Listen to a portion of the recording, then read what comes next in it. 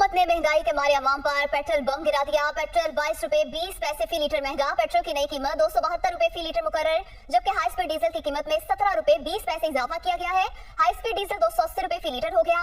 मट्टी का तेल 12 रुपए 90 पैसे फी लीटर महंगा। मट्टी के तेल की फी लीटर कीमत 202 रुपए 73 पैसे मुकर्रर की गई है। तो महंगाई के मारे अवाम पर एक और परेशानी, एक और बम गिरा है। हुकूमत की जानिब से पेट्रोलियम मसनूआत की कीमतों में इजाफा कर दिया गया है, जिसका नोटिफिकेशन भी रात गए तक जारी हो गया। पेट्रोल 22 रुपए 20 पैसे फी लीटर महंगा हुआ है, जिसके बाद पेट्रोल की नई कीमत 272 रुपए फी लीटर मुकर्रर हो गई है। हाई स्पीड डीजल की कीमत में 17 रुपए 20 पैसे का इजाफा किया गया है, जिसके बाद हाई स्पीड डीजल की कीमत 280 रुपए फी लीटर हो गई है।